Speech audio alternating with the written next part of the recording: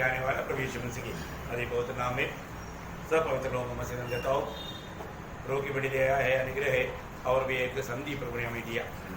प्रभु के संगति में आना, प्रभु का वाणियों को सुनना कितना धन्यवाद है ना।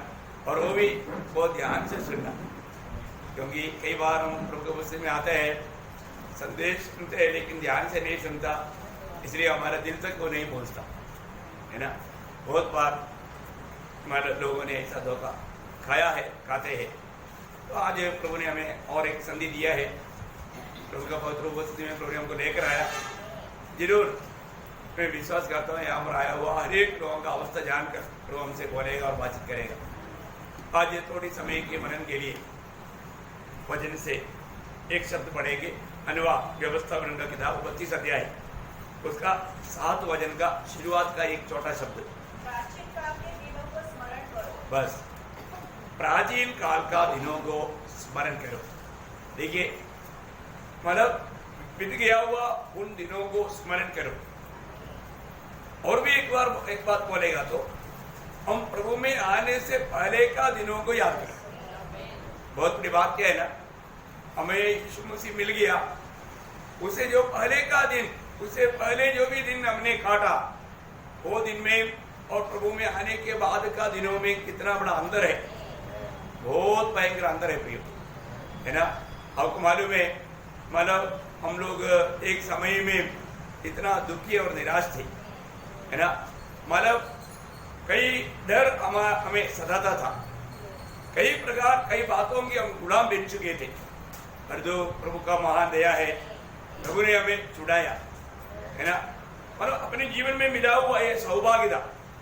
हम प्रभु में आने से पहले का हमारा अवस्था हम लोग अभी सोचेगा तो एकदम अद्भुत लगता है, डर लगता है। एक प्रकार बोलेगा तो इतना भयानक अवस्था था, है ना। प्रेरित पौलुस एफेसियों के पत्री में उसका 2 अध्याय का 12 वचन में हमारा पहला दिनों के बारे में कहता है, जब हम मसीह में आने से पहले का दिन है, जब एफेसियों 2:12 तुम लोग उस समय मसीह से अलग। हम देखा, हम अरे मसीह से अलग था। देखा, मसीह से अलग होने का मतलब हमारे जीवन में जीवन नहीं था, है। हम पाप का गुलाम था, हमारे में सत्ता चलाने वाला, अधिकार रखने वाला पाप था या शैतान था। हम मसीह से अलग था। बाप रे, वो हम सोच भी नहीं सकता अभी, है। हम मसीह से अलग और इस्राएल की प्रजा के पद से अलग किए हुए। देखा, अभी हमें हमारा पुराना नियम के लोगों को प्रभु ने अपने लिए अलग किया। एक झूठ है इसराइल, हमें उसके साथ भी कोई नाता नहीं थे। और आगे, और प्रतिज्ञा की वाचाओं के भागी न थे। देखा, वो तो जो भी वाचा था वो तो अब्राहमीय वाचा है या दावीद के साथ का वाचा है, वो सब यहूदियों के लिए था। हम उन बातों में बहुत दूर थे। हाँ, और आशा ही, हमारे भी कोई आशा नहीं था। आगे, और जगत में ईश्वर रहित थे। देखा है, हमारे साथ ईश्वर नहीं थे या हम सच्चाई से बहुत वंचित थे। प्रियो, आप देखिए हमारा क्या दुर्दशा था, परंतु प्रभु ने वो दशा को बदल दिया ना। हम मसीह में आने के कारण ये सब हमको मिल गया, है ना। आज हम कितना आशा वाला लोग हैं, है ना। आज हमारे जीवन में स्वर्ग का नागरिकता मिल गया। अभी आप देखिए, इस्राएल की नागरिकता नहीं, हमें स्वर्ग का नागरिकता मिला, है ना। मसीह में आने के कारण हमें मिला हुआ अतुल्य बात, है ना। इतना बड़ा शांति मिला, जीवित आशा मिला, अनंत जीवन मिला, है ना। मतलब कितना वायदा है वो सब हमारा बन गया है। अब्राहम को दिया हो या दावीद को दिया हो, किसको भी दिया, वो सारे वायदा भी हमारा बन गया, क्योंकि हमें मसीह में वो सारा वायदा था। और आज हम उन सारे बातों का वारिस बन गया। ये जानकारी तक कितना श्रेष्ठ है। मतलब पहले का हमारा जो अवस्था, वो इतना घृणित अवस्था था। तीतुस का पत्री में भी पौलुस हमारा पुराना अवस्था के बारे में बयान करने वाला एक शब्द है। तीतुस उसका 3 अध्याय का 3 वचन। देखा, पहले हमारा अवस्था क्या था? निर्बुद्धि। हम ये बात नहीं कबूल करता था, हम हमेशा अपने आप को बुद्धिमान बोलते थे। पर जो वचन कहता है तो हम निर्बुद्धिमान थे, हम बुद्धिमान नहीं थे, है ना। क्योंकि हम परमेश्वर खोज में रहता नहीं। बुद्धिमान कौन है? जो परमेश्वर का खोज में रहता है ना। ऐसा बुद्धिमानों को स्वर्ग देखता था, पर जो हम परमेश्वर को खोज में कभी नहीं रहता। हम दुनिया की बातों पर न आसमान बातों पर हमारा ध्यान था।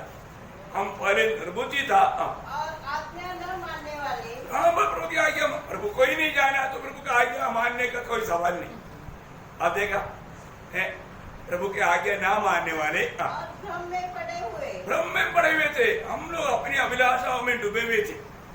अपनी इच्छा को पूरा करने के लिए हम प्रयास करते थे। और विभिन्न प्रकार की अभिलाषाओं और सुख विलास के दासत्व में थे। और वैर भाव और दाह करने में जीवन व्यतीत करते थे। और घृणित थे। और एक दूसरे से बैर रखते थे। देखा, बाप रे, कितना अद्भुत बातें की है ना। अभी जीवन कैसे बदल गया। अभी हमें बैर करने वालों को भी हम प्यार करता है कि नहीं? अरे, क्योंकि अभी हमारे को मसीह का मन मिला। अभी हमारे भी ईश्वरीय स्वभाव आया। देखो, प्रभु में आने के बाद में हम वो पहले के जैसा जीवन नहीं मिला था। पहले के जैसा जीवन नहीं। प्रभु में आने के बाद हम प्रभु के वचनों को समझते हैं, प्रभु की विधियों को मानते हैं, है ना। जैसे अभी रोमियो के पत्र उसका 15 अध्याय का 7 वचन में, रोमियो 15 अध्याय का 7 वचन में पौलुस रोमी मंडली को कहता है, परमेश्वर की महिमा के लिए तुम्हें ग्रहण किया है, वैसे ही तुम भी एक दूसरे को ग्रहण करो। देखा, हम एक दूसरे को ग्रहण करेगा। देखा, बहुत बड़ी बात होती है। हमें नफरत करने वालों को भी हम ग्रहण करेगा, क्योंकि हम कैसे थे, हम प्रभु के वैरी थे। अभी प्रभु ने हमें ग्रहण किया है तो हमें दूसरे को ग्रहण करने में क्या दिक्कत है। बाप रे, क्या दिल प्रभु ने हमें दिया। प्रियो, झूठे उपदेशों का बात नहीं है, इसमें सावधान रहना। जिससे दूर रहना ही है।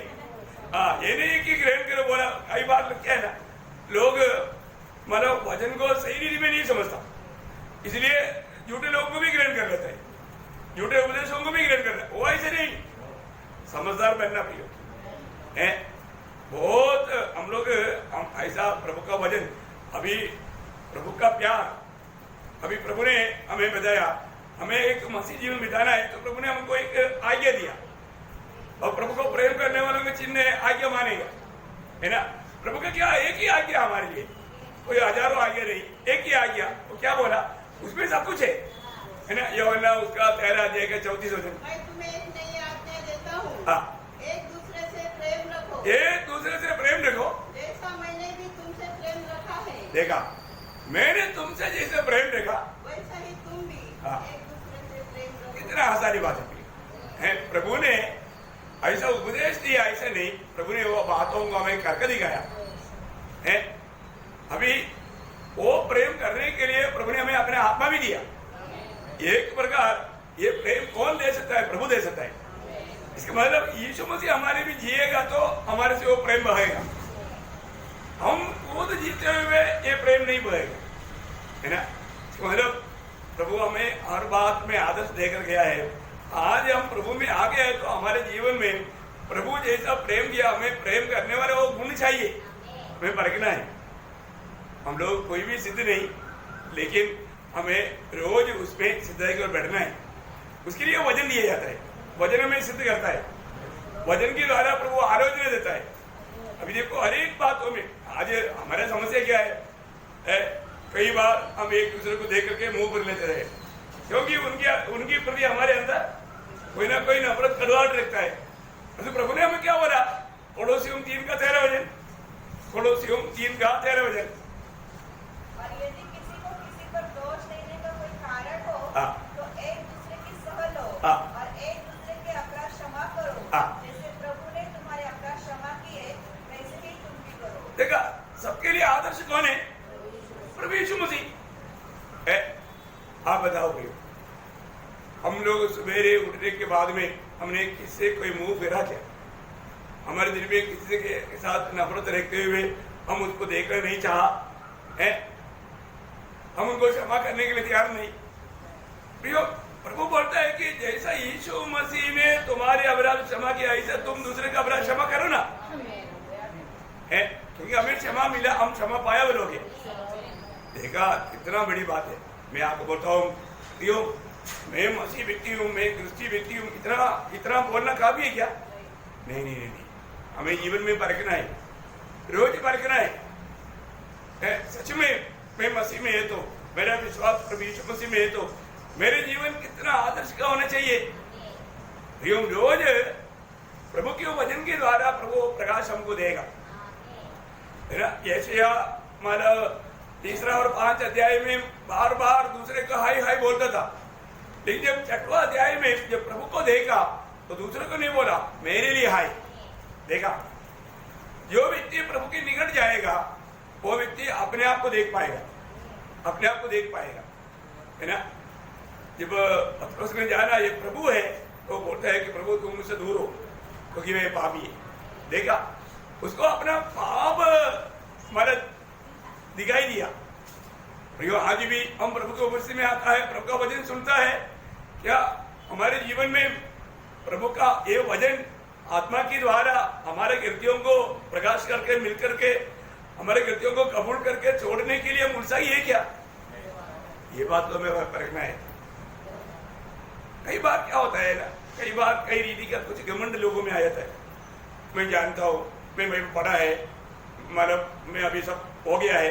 ऐसे नहीं, रोज हमें मतलब प्रभु को वचन के द्वारा प्रकाश पा करके मन करना है, रोज हमें प्रभु में बैठना है, रोज हमारा यात्रा को चाल चलन को परखना है।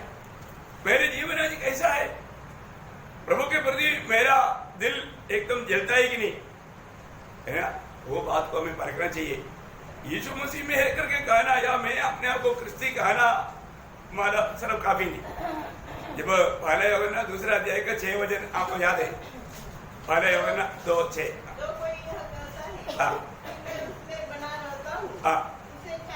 उसे चाहिए कि आप भी वैसा ही चले।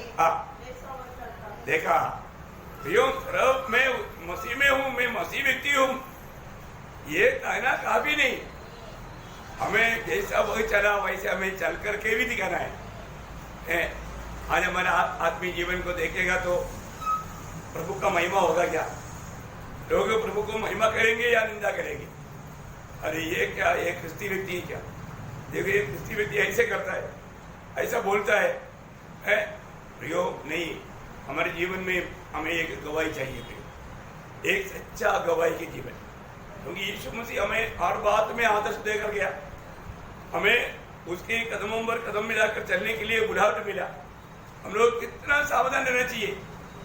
हर रोज ये वचन रूपी दर्पण के सामने अपने जीवन को परख करके हमारे कम्युनिटियों को कबूल करके मन करने वाला एक अनुभव नहीं रहेगा, फिर धोखा है। हर प्रकार मैं मसीह में बुलाहट पाया हुआ लोग, हमें ये बात को जानना है। मैं पागल जैसा आज नहीं, आज मैं कौन है? आज मैं प्रभु का बेटा है। आप हर दिन सुबह उठ करके आप बोलो ना, ओ प्रभु आपने मुझको अपना बेटा बनाया, बेटी बनाया, धन्यवाद है। एक प्रभु का पहले हो ना 3 एक बार वो शब्द वाला थोड़ा देखो ना, आप विश्वास नहीं करता क्या? हाँ, पिता ने हमसे कैसा प्रेम किया है, हाँ, ये हम परमेश्वर की संतान कहलाए, हाँ, और हम है भी। देखो, हम है, प्रियो कौन है? परमेश्वर का संतान। वाह वाह, परमेश्वर का संतान। आप देखिए, अभी हमारे जीवन में मैं परमेश्वर का संतान होकर के कहने के बाद में फिर कभी भी मतलब दुनियादारी में चलेगा क्या? नहीं, ऐसा है तो वो प्रभु का निंदा करता है। हमारे जीवन में और बात में हमें सावधान रहना चाहिए, क्योंकि हम परमेश्वर का संतान है। प्रभु यीशु मसीह में विश्वास करके मैंने नया जन्म पाया है। ये मतलब ऊपर से मिला हुआ एक जन्म है। ये जन्म के द्वारा मैं परमेश्वर का परिवार का सदस्य बना है। मैं स्वर्ग का नागरिक हूँ। वो महान परमेश्वर, सारा सृष्टि का सृजनहार परमेश्वर, वो मेरा पिता है। मैं उसका बेटा है, मैं उसका बेटी है। ये बात को हम लोग कहाँ तक विश्वास कर पाता है? बहुत बड़ी बात है। ऐसे है तो हम परमेश्वर का संतान है तो हम प्रभु का बात मानना चाहिए ना। मलाकी 1:6 में बोलता है कि मैं पिता है तो मेरा आदर का, मतलब पिता का आदर करना, पिता का बात मानना। वो पिता है, हम अब्बा पिता कहने के लिए हमें पुत्रत्व की आत्मा मिला है। लेकिन आज हमारा जीवन कैसा है, आज हमारा आचरण कैसा है? उस पिता को महिमा देने वाले एक जीवन है क्या?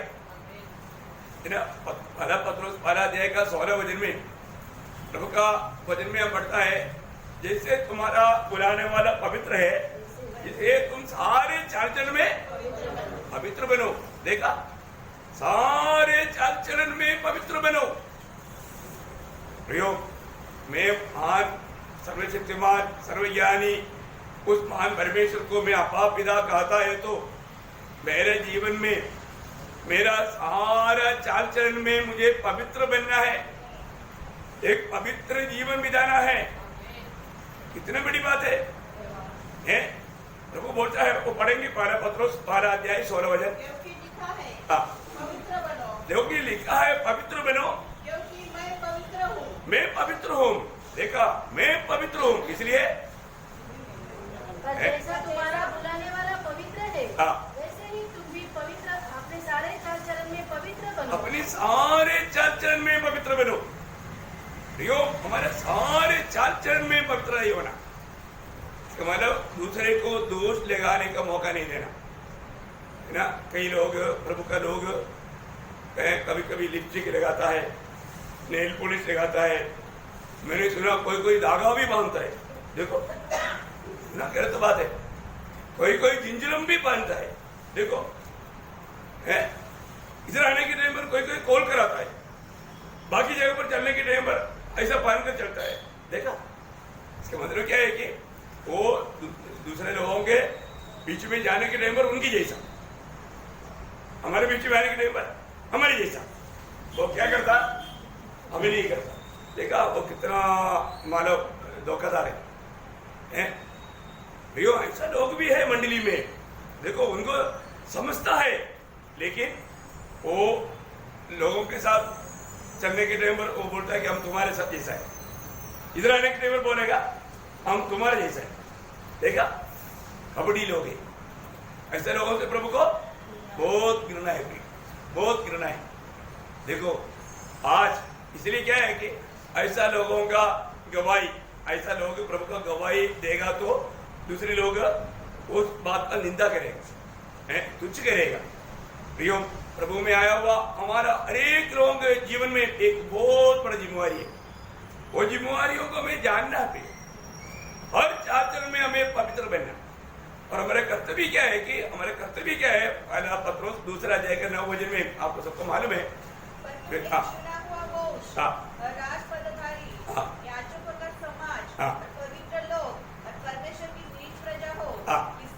इसलिए कि अंधकार में से अपने अद्भुत ज्योति में बुलाया है, उसके गुण प्रकट करो। देखा, हमें बुलाने वाला परमेश्वर का गुण प्रकट करना, बोलने का अर्थ हमारा प्रभु यीशु मसीह का गुण प्रकट करना। कितना बड़ी बात है।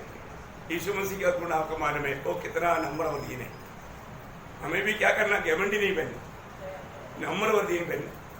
आज बहुत लोग प्रभु से क्यों नहीं सीखता, प्रभु की उपस्थिति में आने के बाद में भी प्रभु की वाणियों को क्यों नहीं सीख पाता? क्योंकि वो नम्र नहीं, अपने आप को कई प्रकार धार्मिक गिन करके प्रभु से भी बढ़ करके समझ करके चलता है, इसलिए वो वचनों को नहीं समझ पाता, है ना। आपको सबको याद है मत्ती 11:29 में प्रभु ने कहा, मेरा जुआ अपने ऊपर उठा लो और मुझसे सीखो, क्योंकि मैं नम्र और मन में दीन हूं। देखा, मैं नम्र और मन में दीन हूं, इसलिए मुझसे सीखने के लिए तुम्हें भी नम्र बनना है।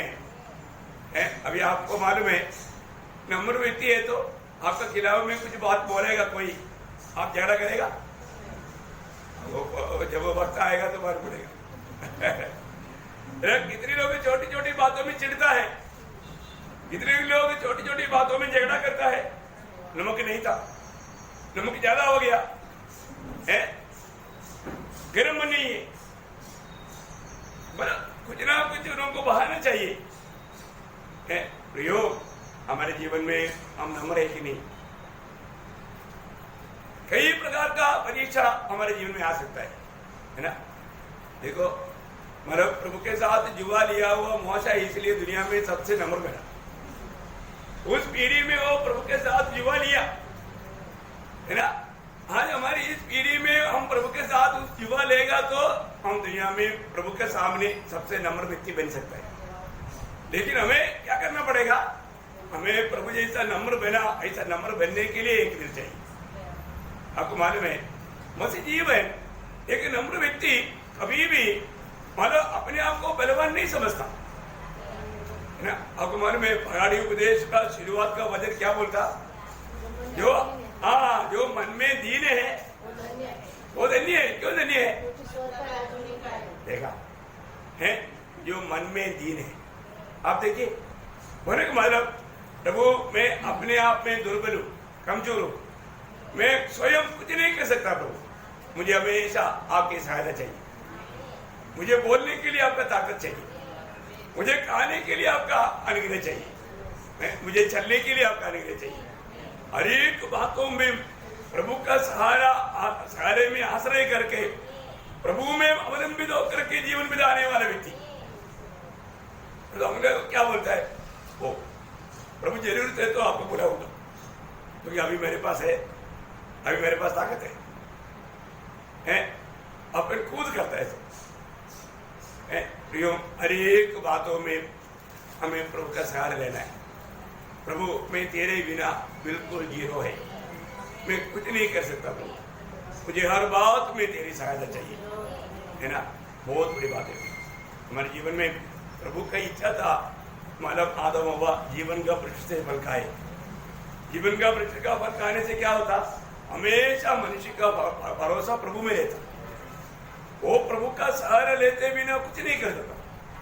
लेकिन भले बुरे का ज्ञान का वृक्ष का फल खाने से क्या हो गया? प्रभु की जरूरत नहीं। अभी मेरे को मालूम, मैं अपना मनमानी करूंगा, मेरे को जो अच्छा लगता मैं वो करूंगा। देखा, वो स्वयं में आ गया, प्रभु के सहारा उनको नहीं चाहिए।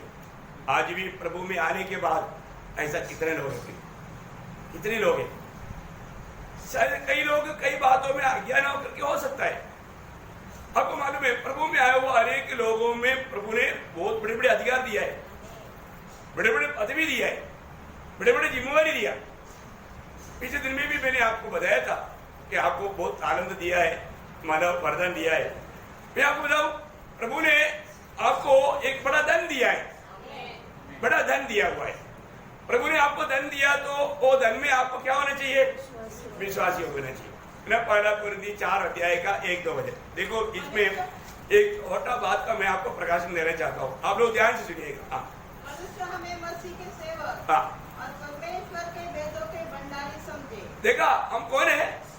हम परमेश्वर के उन वेदों का भंडारीपन का कार्य करने वाले लोग हैं। हमें भंडारीपन सौंपा गया। हम उधार पाए हुए सभी लोग प्रभु का उस धन का भंडारीपन का काम करता है। आगे फिर यहाँ भंडारी में यह बात देखी जाती है कि वह विश्वास योग्य हो। देखा प्रयोग, हमें प्रभु का दिया हुआ उस भंडारीपन में या वो धन व्यवहार करने में विश्वास योग्य रहना है। कौन सा धन दिया है? मैं आपको बताऊं, बहुत मैं आपको व्यवहार करने में कोई दिक्कत नहीं। मैं वो धन का बारे में आपका दुनिया का धन का बात नहीं बोलने जा रहा हूँ, वो तो आपको कड़वा रहेगा।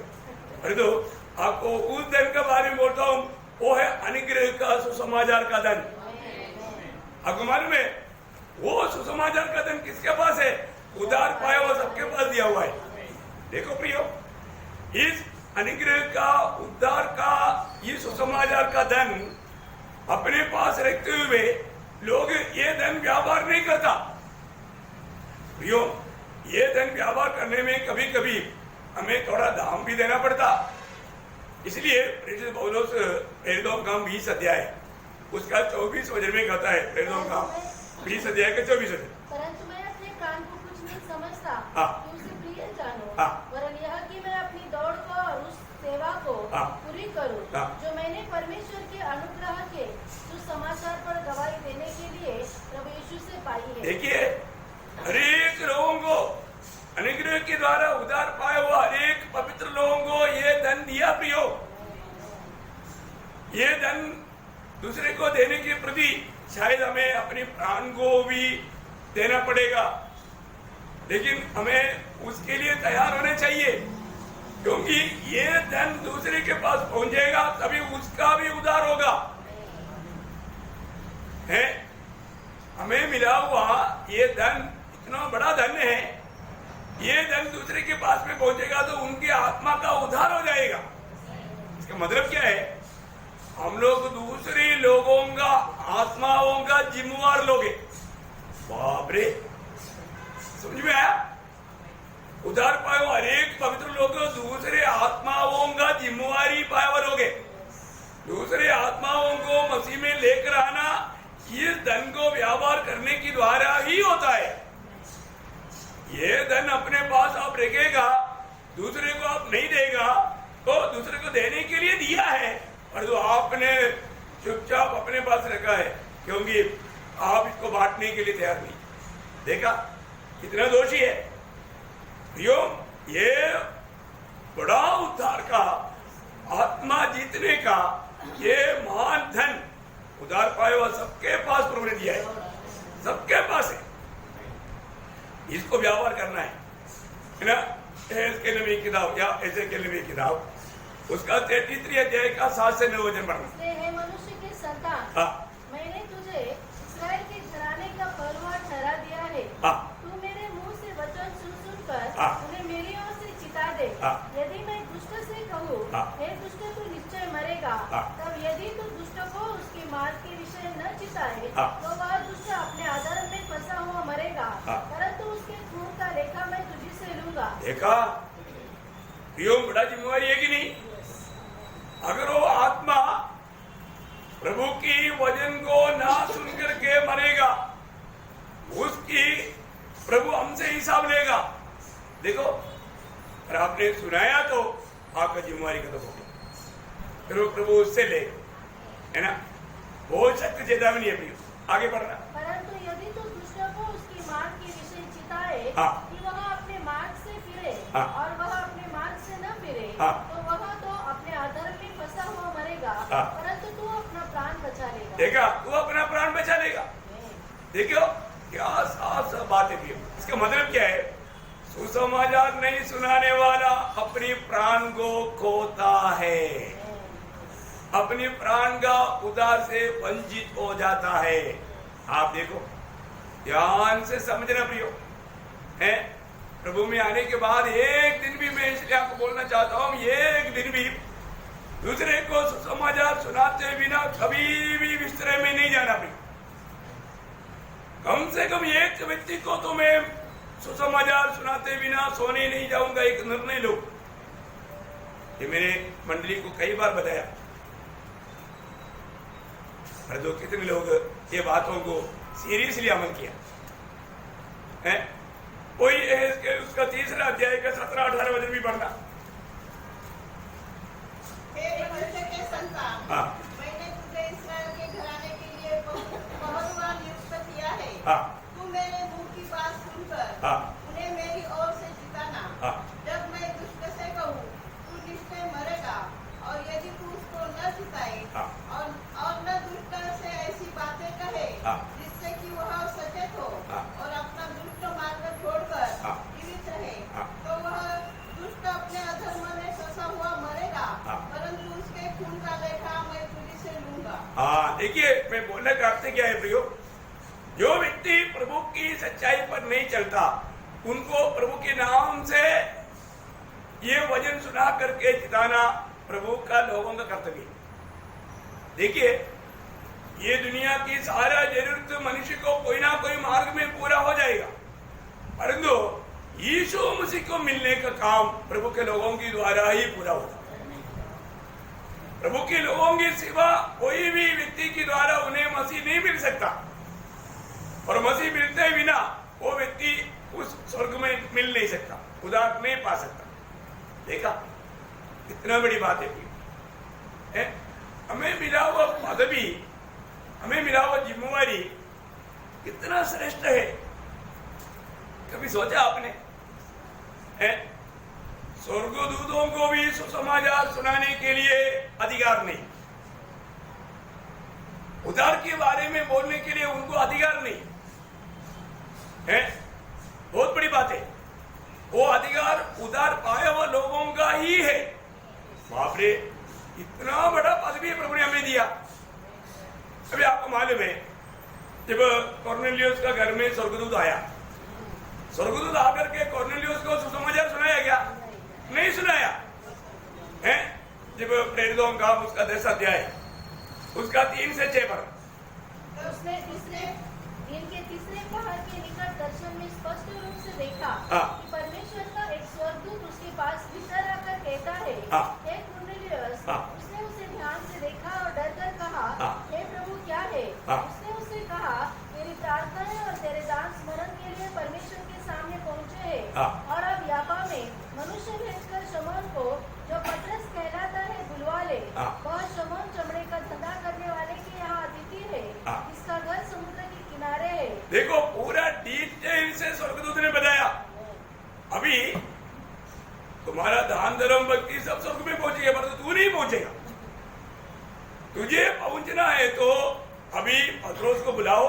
पत्रोस क्या करेगा? उसका 11 अध्याय का 14 पढ़ना, प्रेरितों 11 का 14। वह तुमसे ऐसी बातें कहेगा जिनके द्वारा तू और तेरा सारा घराना उद्धार पाए। देखा, स्वर्गदूत ने उनको क्या बोला? स्वर्गदूत ने कॉर्नेलियस को बोला, कॉर्नेलियस तुम पत्रोस को बुलाएगा तो पत्रोस आकर के तेरा और तेरा सारा घराने का उद्धार का वचन सुनाएगा। देखा, सीधा स्वर्गदूत को बोलना चाहिए था, लेकिन उनको अधिकार नहीं। उनको प्रभु ने उसके लिए नियुक्त नहीं किया। उनको आत्माओं को जीतने के लिए अधिकार नहीं। वो अधिकार प्रभु ने प्रभु के लोगों को दिया है, क्योंकि भविष्य में प्रभु अपने लोगों को सम्मान करना चाहता है। वाह वाह वाह, मैं इसलिए आपको बताना चाहता हूँ, आप प्रभु में आने के बाद में आत्मा जीतना हमारा कर्तव्य है। प्रियो, हमारा, आपको मैं बताऊं, कितने लोग अपनी जिम्मेवारियों के बारे में ठीक से ना समझने के कारण उनकी आस पड़ोस की कितने आत्मा नाश हो रहा है, क्योंकि वो विश्वासियों की नहीं। उन्हें मिला हुआ इस उद्धार का आनंद वो दूसरे के साथ बांटा नहीं, ये सुसमाचार का धन दूसरे को दिया नहीं। प्रियो, एक दिन आपको मालूम पड़ेगा, अरे मैं मेरे पड़ोस में रहता था, मैं उनको शायद ये वचन सुनाता, वो प्रभु में आता था, मैंने वो आत्मा को खो दिया, मैंने मेरी जिम्मेवारी नहीं निभाया। उधर ही जाकर रोने से कोई फायदा है? तब तक समय पार हो गया ना। भैया, अभी अवसर है, जो भी मिलता है उन्हें आपको प्रभु का संदेश देना चाहिए। मैं आपको बताऊं, प्रेरित पौलुस की भाषा में बोलेगा तो जो व्यक्ति सुसमाचार का गवाही अगर नहीं देता, ये धन व्यवहार नहीं करता, प्रभु का दास पहला कुरिन्थी उसकी 9 अध्याय उसका 16-17 वचन, यदि मैं सुसमाचार सुनाऊं तो मेरे लिए कुछ घमंड की बात नहीं, क्योंकि यह तो मेरे लिए आवश्यक है। यदि मैं सुसमाचार न सुनाऊं, यदि मैं सुसमाचार ना सुनाऊं तो मुझ पर हाय, मुझ पर हाय। प्रियो, इधर ही बैठा हुआ मुझे सुनने वाला आप सब पवित्र लोगों को मैं बताना चाहता हूँ, कोई ज्यादा लोग नहीं है तो भी प्रियो, आपको ये बात समझने के लिए प्रभु ने मौका दिया है, आप जरूर समझो। आप सुसमाचार बहुत उत्साह के साथ, बोझ के साथ दूसरे को बांटना प्रियो, या ये संदेश आप सुनने के बाद में दूसरे के कानों तक ये संदेश पहुंचाओ। आपको मालूम है, आज बहुत लोगों को सुसमाचार सुनाने के लिए लज्जा होता, शर्म आता। वाह वाह वाह, आपको मालूम है, ऐसा व्यक्ति विश्वास योग्य है नहीं। ऐसा व्यक्ति प्रभु के आगमन में उड़ा लिया जाएगा नहीं। देखो, जब मरकोस के सुसमाचार में प्रभु यीशु मसीह ने खुद गवाही दिया, मरकोस 8 अध्याय का 38 वचन, जो कोई इस व्यभिचारी और पापी जाति के बीच मुझसे और मेरी बातों से लज जाएगा, मनुष्य का पुत्र भी जब वह पवित्र दूतों के साथ तब उससे भी लग जाएगा। हाँ देखा, प्रभु लग जाएगा उसका अर्थ गया हो, काम से दूर। प्रियो, आज आप जरूर परखिए, किसी को भी सुसमाचार देने के प्रति आपने कभी लज्जाया क्या? अरे लोग क्या सोचेगा, लोग मुझे मारपीट करेगा, लोग मेरा निंदा करेगा, मेरा निंदा हो जाएगा। प्रभु का निंदा होने दो, प्रभु दुखी होने दो, कोई बात नहीं, लेकिन मेरा निंदा नहीं होने का। कई लोगों का ऐसा प्लान है। कितना दुख भरा बात है। प्रभु ने हमें इतना विश्वासियों की जान करके चुन करके प्रभु ने हमें इतना बड़ा धन हमारे हाथ में दिया, दूसरे को देने के लिए, व्यवहार करने के लिए। क्योंकि ये क्या है, वचन आपको मालूम है, ये वचन परमेश्वर का सामर्थ्य है। लोगों को प्रभु की सामर्थ्य मिलने वाला एकमात्र मार्ग आपके होठों से निकलने वाला सुसमाचार का शब्द है ना। जब रोमियों के पत्री उसका 12 अध्याय का 16 वचन, सुसमाचार से नहीं लग जाता, इसलिए कि वह हर एक विश्वास करने वालों के लिए, पहले तो यहूदी फिर यूनानी के लिए उद्धार के निमित्त परमेश्वर की सामर्थ्य है। देखा, वचन क्या है? परमेश्वर का सामर्थ्य है प्रियो, परमेश्वर का सामर्थ्य। आप देखिए, अगर आपको सामर्थ्य कम है, आप ये वचन को नम्रता से ग्रहण करें, आप स्वर्ग का सामर्थ्य से भर जाएगा। प्रियो, शायद कई लोग आपको नहीं सुनेंगे, कई लोग आपको नहीं स्वीकारेंगे, लेकिन एक बात है, आप ये जो बांट रहे हैं उसका महत्व तो लोग नहीं जानता। लेकिन मैं एक बात आपको बताना चाहता हूँ, कितनी बार शायद आप निराश हो गया होगा, लेकिन निराश नहीं होना चाहिए। वचन में जो लिखा है, 1 कोरिन्थी 12 अध्याय का 18 वचन, 1 कोरिन्थी 12 अध्याय का 18 वचन। हाँ, नाश होने वालों के लिए मूर्खता है। हाँ देखा, ये क्रूस की कथा, ये जीवन की वचन नाश होने वालों के लिए मूर्खता है, परंतु हम उद्धार पाने वालों के लिए परमेश्वर की सामर्थ्य है। देखा प्रियो, ये वचन हमारे पास प्रभु ने भेजा, वो परमेश्वर का सामर्थ्य होकर के हमारे जीवन में कार्य किया, तभी हमारा उद्धार हुआ, नया जन्म हुआ। इतना बड़ी बात है। आज हम उद्धार पाए हुए लोग प्रभु का इस वचन की व्यवहार करने के लिए, ये धन को व्यवहार करने के लिए कहां तक हम उलझाइए। प्रियो, अगर आपको बोलना नहीं आता तो ये ट्रैक्ट है, 10 ट्रैक्ट बांटो। बांटते बांटते कोई आपको पूछेगा तो उस समय में बोलने का सामर्थ्य प्रभु आपको देगा, प्रभु आपके द्वारा बात करेगा, आप कोई टेंशन नहीं लेना कोई है। इतना बड़ी बात है। लेकिन एक सच्चा तैयारी चाहिए। वही प्रेरित बोलो तो रोमियो 12 अध्याय का 15 वचन पढ़ना, रोमियो 12 अध्याय का 15 वचन।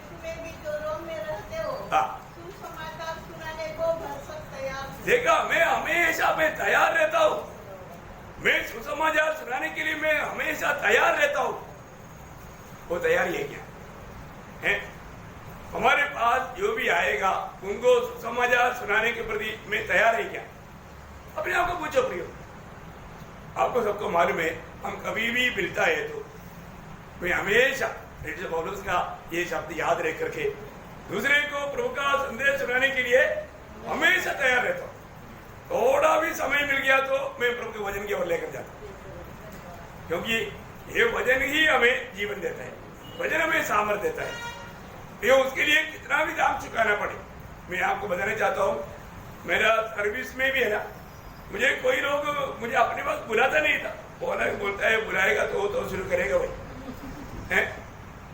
मेरे को जहां पर भी मौका मिलेगा मैं छोड़ता भी नहीं, क्योंकि मैं सोचता है प्रभु ने भेजा संदेश देने के लिए, हमारे पास जो है वही देगा ना। हमारे पास यीशु मसीह है, हम लोगों को यीशु मसीह देता है। लोग दुनिया की बातें करता है, हम प्रभु की बात करता है। इतना फर्क है। तो एक तैयारी चाहिए प्रभु की खातिर है ना।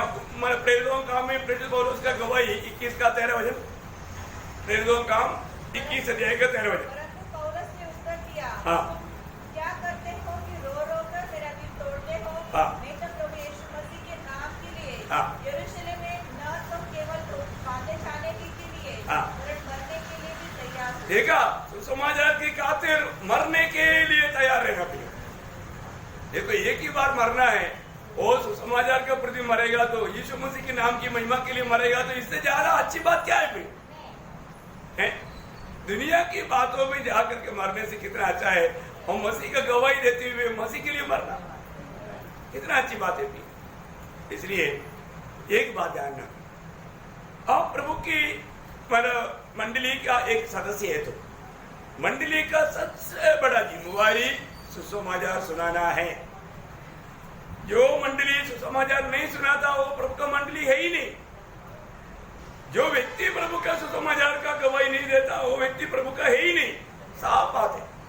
आप देखो, आपको अच्छा लगे बुरा लगे, लेकिन ये बात सच्चाई है, क्योंकि प्रभु ने आपको आत्मा क्यों दिया, प्रभु ने आपको अधिकार क्यों दिया है ना। जब प्रेरितों का 12 अध्याय का 8 वचन में चेलों को उस समय तक उनको पवित्र आत्मा नहीं मिला था, तो उनको ये प्रभु ने गवाही दिया तुम्हें आत्मा मिलेगा। आत्मा क्यों मिलेगा, किसके लिए मिलेगा, उसका आत्मा उंडेलने का हमारा प्रभु का उद्देश्य क्या है, सब बात प्रभु ने वो वचन में बताया 1:8।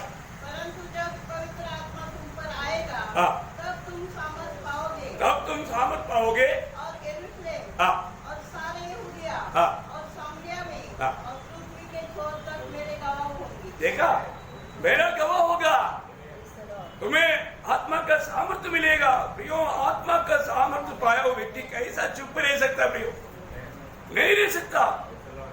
वो हमेशा प्रभु का गवाही देगा। इतना भी प्रतिकूल में गुजरना पड़ेगा, वहां सब प्रभु का गवाही देगा, है ना।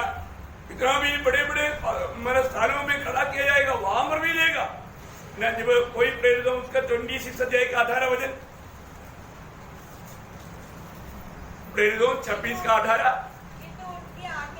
कि वे अंधकार से ज्योति की ओर और शैतान के अधिकार से परमेश्वर की ओर फिरे, कि पापों की क्षमा और उन लोगों के साथ जो उस पर विश्वास करने से पवित्र किए गए हैं विरास पाए। देखिए, प्रभु ने किस लिए हमको भेजा प्रियो, है ना। शैतान का गुलाम बन करके अंधकार में भड़कने वाले लोगों को अद्भुत ज्योति में लाने के लिए।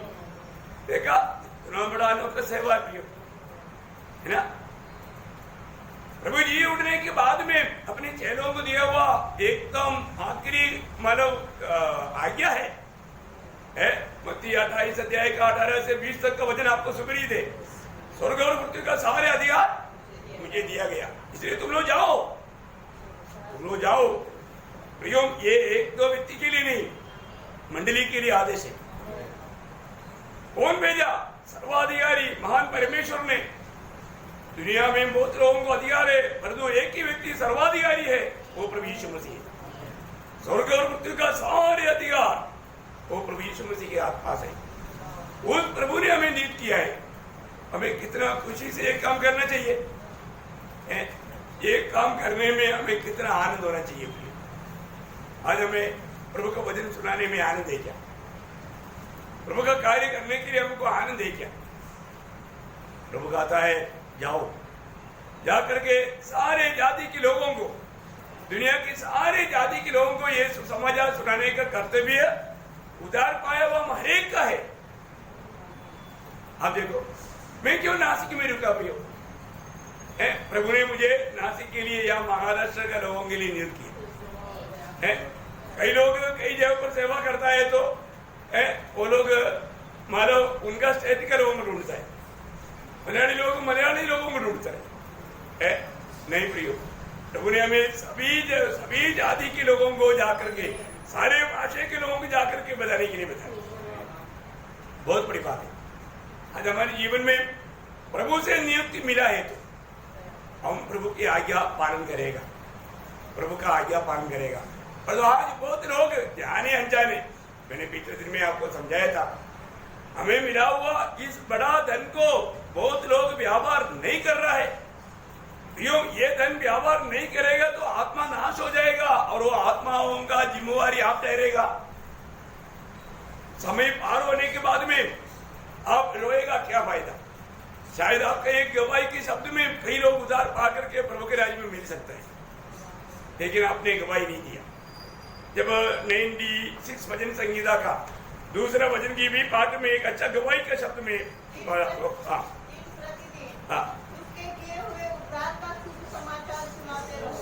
दिन प्रतिदिन देखा प्रियो, रोज रोज इस उद्धार का कार्य करना प्रियो, है ना। आप सोचो, आपको बहुत मौका मिला होगा, परंतु शायद आपने सुसमाचार सुनाना कोई निंदा समझा होगा। सुसमाचार सुनाना कोई निंदा का बात है क्या, या अभिमान का बात है? अभिमान का बात है। परंतु बहुत पवित्र लोग इसको निंदा का बात समझता है। निंदा का बात या निंदा हो जाएगा ऐसे सोच करके नहीं करता। प्रियो, हमें परखना है। जब रोमियो का पत्री 15 अध्याय उसका 21 वचन में प्रेरित पौलुस देने वाले एक गवाही के शब्द है, बहुत सुंदर शब्द है, आप पढ़िए। परंतु जैसा लिखा है वैसे ही हो, जिन्हें उसका सुसमाचार नहीं पहुंचाया वे ही देखेंगे, और जिन्होंने नहीं सुना वे ही समझेंगे। वापस बोलना। परंतु जैसा लिखा है वैसा ही हो, जिन्हें उसका सुसमाचार नहीं पहुंचा वे ही देखेंगे, और जिन्होंने नहीं सुना वे ही समझेंगे। और आगे, इसलिए मैं तुम्हारे पास आने से बार बार रुका रहा। पर मेरे मन की उमंग यह है कि जहाँ जहाँ मसीह का नाम नहीं लिया गया वही सुसमाचार सुनाऊं, ऐसा न हो कि दूसरे की न्यूज़ पर मैं कर बनाऊं। वहां पर ये निंदा का बात नहीं है, आदर का बात है, ऐसा एक शब्द है। अभिमान है, अपमान है। आप पढ़ो। अरे भी पढ़ो। त्याची वार्ता ज्या लोकांना कोणी सांगितली नाही, पाहतील, ज्यांनी ऐकली नाही ते समजतील, या शास्त्र लेखाप्रमाणे सुवार्ता सांगण्याची मला हौस होती। मुझे हौस मला अभिमान है ना, मुझे अभिमान है। मैं वही शब्द ढूंढ रहा था।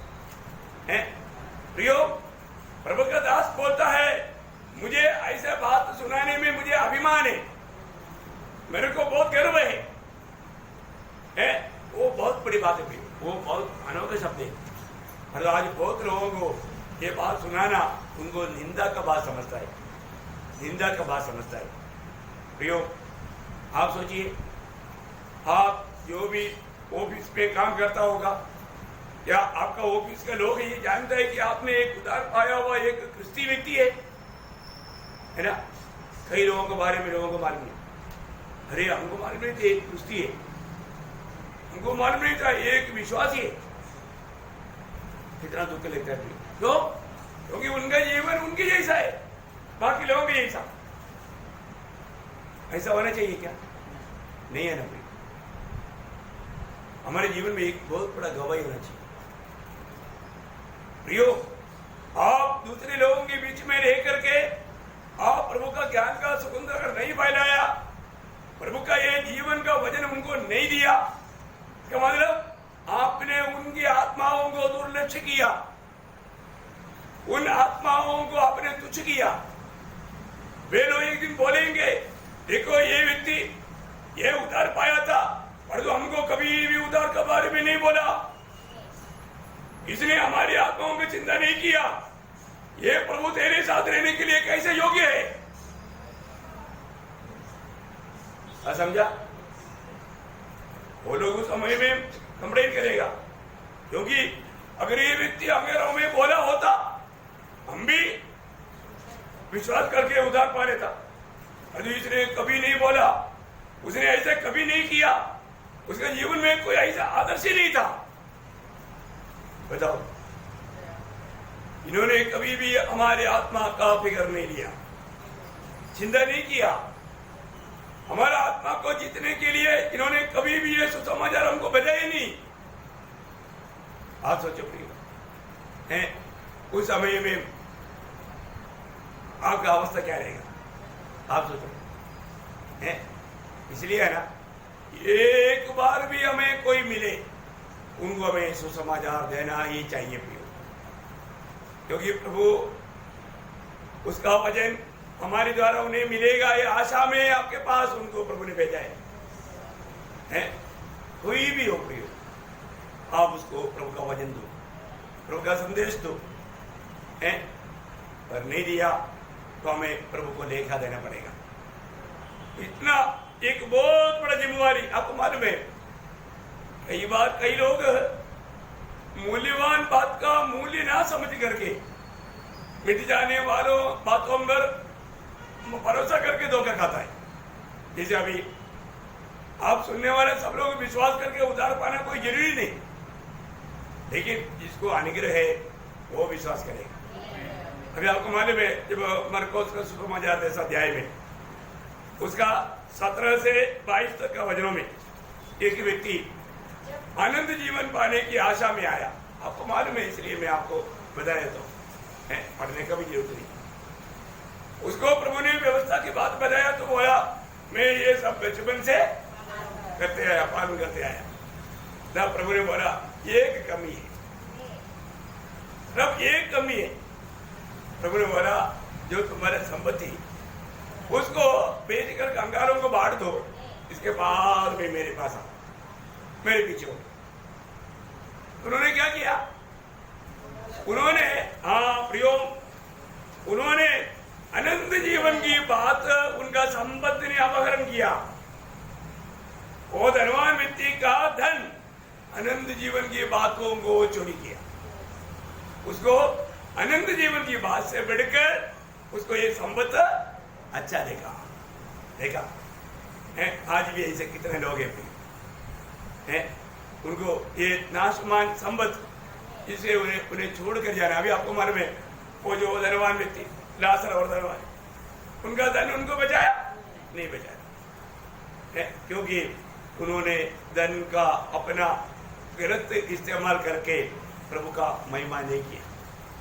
प्रियो, धन कमाने में कोई गलती नहीं, परंतु धन आपका प्रभु से बढ़कर, प्रभु की बातों से बढ़कर एक स्थान लेगा तो आप हमेशा के लिए नष्ट हो जाएगा, है ना। आज दुनिया का धन ऐसा स्थान लिया है क्या अपने जीवन में, ये बात तो परखना। अभी वो व्यक्ति सुंदर निधि में अनंत जीवन पा करके अनंतता में प्रभु के लिए खर्च किया तो आखिरी वो व्यक्ति ने जीता। आज हमारे जीवन में जो जीत जो है प्रियो, वो सिर्फ हमने प्रभु के लिए जो खर्च किया वही हमारा आनंद काल का संपत्ति है। और ये बात का प्रकाश बहुत लोगों को नहीं है। बहुत लोग उसको गलत रीति में इस्तेमाल करके लोगों को लूटता है, वो बात अलग है। परंतु ये प्रकाश आत्मा में भी मिलना चाहिए। हम जो भी प्रभु के लिए खर्च करता है प्रियो, वही हमारा ओरिजिनल धन नहीं, वो हमारा स्वर्गीय भंडार में इकट्ठा होता है, वो हमें अनंतता के लिए बड़ा लाभ का कारण बन जाता है। आपने इतना दुनिया की बैंकों में डिपॉजिट करके धनवान बना प्रियो, उसके अनुसार स्वर्ग में आपके लिए कुछ भी प्रतिफल नहीं। पर जो आपने प्रभु का कार्य के लिए, प्रभु का महिमा के लिए जो इस्तेमाल किया, वही आपका ओरिजिनल धन है, वही आपके लिए अनंत काल में लाभ होकर के मिलने वाली बात है। बहुत बड़ी बात है, मैं आपको बताना चाहता हूँ। इसलिए आज सच्चा जीवन को प्राप्त करके उसके लिए ये नाशमान बातों को खर्च करने में हमें कोई दुखी नहीं होना चाहिए। पहला तिमोथी 6:19 हो जाए, पहला तिमोथी। और आगे के लिए एक अच्छी नींव डाल रखे। आगे के लिए देखा, इस जीवन में आगे के लिए एक अच्छा नींव डाल कर रखे कि सच्चे जीवन को वश में कर ले। हाँ, सच्चा जीवन को या इस अनंत जीवन को वश में कर ले। प्रियो, इस अनंत जीवन को खो करके इस मिट जाने वाला बातों के पीछे दिल लगा करके हमारे जीवन बिता करके अपने आयु को नष्ट ना करो। बहुत बड़ी बात है। आज दुनिया को ये बात का प्रकाशन नहीं, हमें सही प्रकाशन पा करके जीवन बिताना है। प्रभु में विराट पाने के बाद में अनंतता का वो दर्शन पाना, सूली का दर्शन बहुत महत्वपूर्ण है। कहीं भी जाओ, इस संदेश को देने के लिए हमें तैयार रहना। पहला कुरिन्थी 12 अध्याय उसका 23 वचन में, इसलिए कहीं भी जाता है तो प्रेरित पौलुस का ये कि मतलब जय जयकार का ध्वनि था। क्या था? परंतु हम तो उस क्रूस पर चढ़ाए हुए मसीह का प्रचार करते हैं। देखा, हमारे पास एक ही प्रचार है भाई। दुनिया का दृष्टि में बहुत निंदित और बहुत तुच्छ जानने वाला बात है क्रूस पर चढ़ाया हुआ यीशु मसीह। क्या है? क्रूस पर चढ़ाया हुआ यीशु मसीह। प्रियो, वही तो सारे मानव जाति के लिए जीवन का स्रोत है। वो एक बहुत बड़ा एक स्वर्गीय आशीष का है, परमेश्वर का प्रेम और परमेश्वर का धार्मिकता एकत्र से मिलने वाला स्थान है। कितना बड़ी बात है। हमेशा पौलुस का एकमात्र प्रचार का विषय सूली पर चढ़ाया हुआ प्रभु यीशु मसीह है ना। प्रियो, उसी में सारा वेद छिपा हुआ है। इसका 2:2 में क्योंकि मैंने ये ठान लिया कि तुम्हारे बीच यीशु मसीह और क्रूस पर चढ़ाए हुए मसीह को छोड़ और किसी बात को न जानो। देखा, क्रूस पर चढ़ाए हुए मैं यीशु मसीह को जानूं, उसका वेद को मैं जानूं, उसके द्वारा मैं दूसरे लोगों को भी मतलब मसीह में जीत पाऊं, क्योंकि सारे मानव जाति का छुटकारे का वेद सूली में छिपा हुआ है। और वो बात उसने देखा, इसलिए वो खुद गवाही दिया। गलातियों 2:20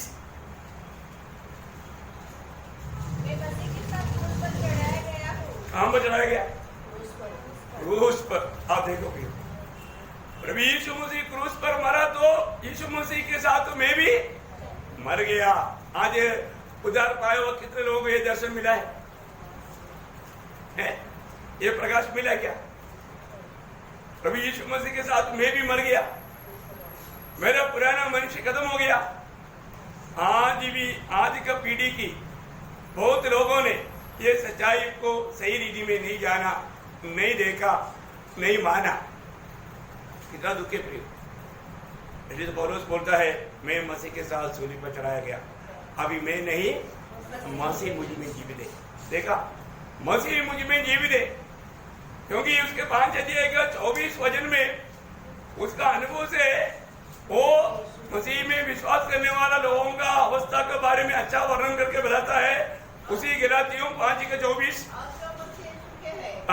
उन्होंने शरीर को उसकी लालसाओं और अभिलाषा समेत क्रूस पर चढ़ा दिया है। देखा, मतलब जो व्यक्ति प्रभु में अनुग्रह पा करके उद्धार पाया है, उद्धार पाया हुआ अनेक लोगों ने क्या किया? उन्होंने अपने शरीर की इच्छा और अभिलाषाओं को भी सूली पर चढ़ा दिया। इसका मतलब वो व्यक्ति कभी भी अपनी इच्छा पर नहीं जिएगा, प्रभु की इच्छा पहचान कर उसकी इच्छा पर चलेगा। कितना श्रेष्ठ बात है। आज भी मैं मेरी इच्छा पर है, तो अभी तक मैंने प्रभु के साथ मर गया, ये बात का मुझे ज्ञान नहीं, समझ नहीं, और मैंने अपनी शरीर की इच्छा और अभिलाषा सूली पर अभी तक नहीं चढ़ाया। कितना दुखदायक बात है। वो व्यक्ति कैसा मसीह के लिए जी सकता? वो तो अपने लिए जिएगा, अपनी मनमानी करेगा। आज भी कितने लोग प्रभु की उपस्थिति में आ सकता है, लेकिन आने का दिल नहीं, क्योंकि उसकी इच्छा अभिलाषा अभी तक सूली पर नहीं है। मैं यहाँ को बदलना चाहता हूँ।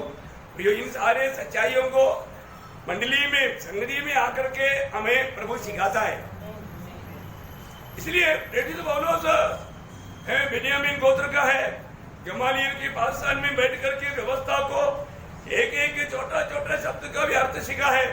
बड़ा बुद्धिमान है, ज्ञानी है। 8वां दिन खतना हुआ है, बहुत बड़ा घर का है, लेकिन उनमें वो प्रशंसा नहीं करता।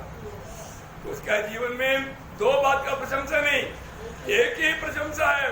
गलातियों 6:14 पर ऐसा न हो कि मैं अन्य किसी बात का घमंड करूं, केवल हमारे प्रभु यीशु मसीह के क्रूस का, इसके द्वारा संसार मेरी दृष्टि में और मैं संसार की दृष्टि में क्रूस पर चढ़ाया गया हूं। देखा प्रियो, पौलुस एक ही बात का घमंड करता है, वो प्रभु यीशु मसीह का सूली का है।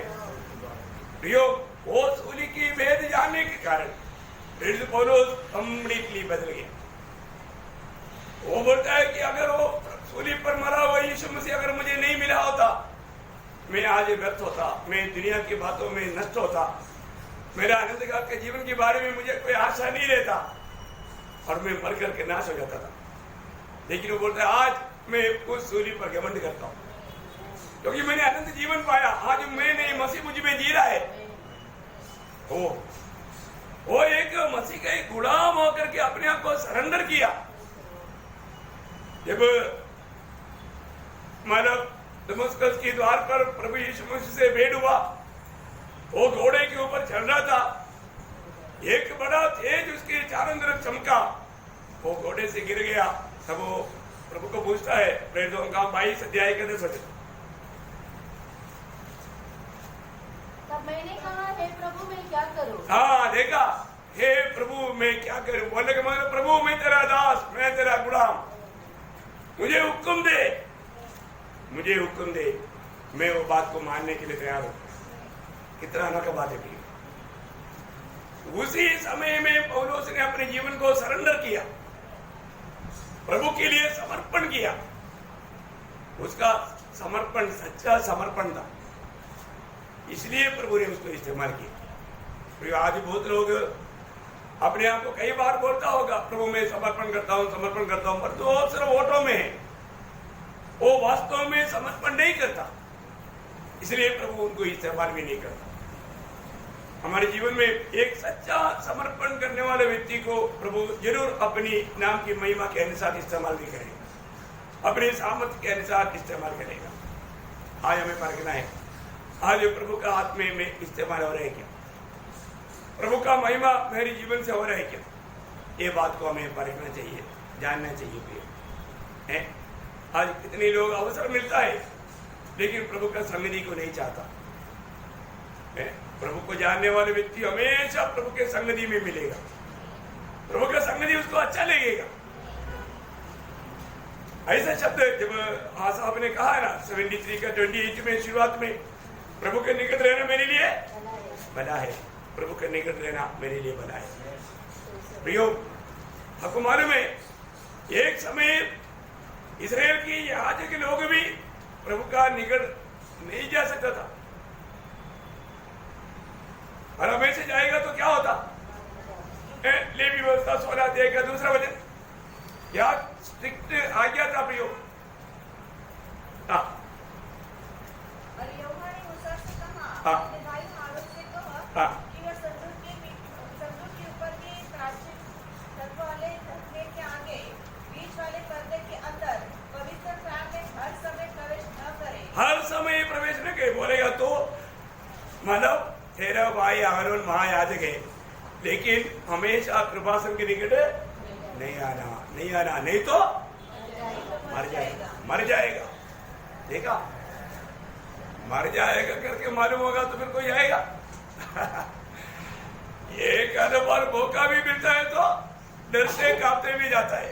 आप सोचो, क्योंकि ये चेहरा भी नहीं है, मरेगा, मरेगा है प्रियो।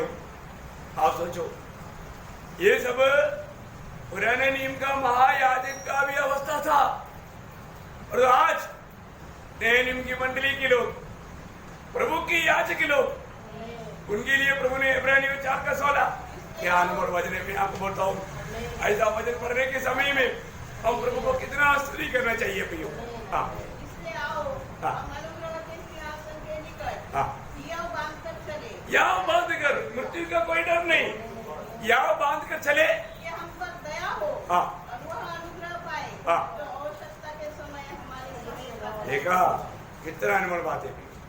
एक दिन में आपको कितना भी बार जा सकता है, ये कोई साल में एक बार जाने की बात भी नहीं है।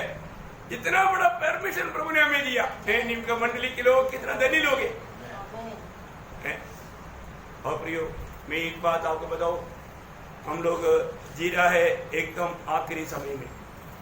इस समय में हमें बार बार प्रभु के निकट जाना, प्रभु के साथ प्रार्थना में लगा रहना, ये हमारा कर्तव्य है। ऐसा नहीं है तो कई प्रकार का परीक्षा में पढ़ करके हमें बहुत बड़ा नुकसान उड़ाना पड़ेगा। आज बहुत लोगों का प्रार्थना जीवन बहुत कम होते जा रहा है। पिछले दिनों में भी कई बार मैं ये बात को बताया, लेकिन एक बात मैं आपको बताऊं, जैसे जैसे समय निकट है हमें प्रार्थना और संगति बढ़ना चाहिए प्रियो। हमारा दिल की गहराई से हमें ये बातों को अमल करना है ना। निरंतर प्रार्थना में लगा रहने की बात पर प्रभु ने बहुत बात बताया है ना। लूका का सुसमाचार 18 अध्याय का 1 वचन 1 से 7 तक पढ़ना चाहिए, लेकिन समय कम होने के कारण पूरा मैं नहीं पढ़ाऊंगा। उसने इसके विषय में कि नित्य प्रार्थना करना, नित्य प्रार्थना करना और हियाव न छोड़ना, नित्य प्रार्थना करना और प्रार्थना करने में याव नहीं छोड़ना है। प्रार्थना करने में याव नहीं छोड़ना, करते रहना प्रिय। उसका 7 वचन भी पढ़िएगा, उसका शुरुआत। क्या परमेश्वर अपने चुने हुए का न्याय न चुकाएगा जो रात दिन उसकी दुहाई देते हैं। देखा, रात दिन दुहाई देता है। भक्त लोग रात दिन प्रभु से विनती करते रहता है। प्रियो, ऐसा अनुभव हमारे जीवन में क्या? रात दिन प्रभु की उपस्थिति में विनती करते रहो प्रियो। नाश में जाने वाले आत्माओं के बारे में बोझ ले लो प्रियो। आज सुबह का प्रार्थना करो।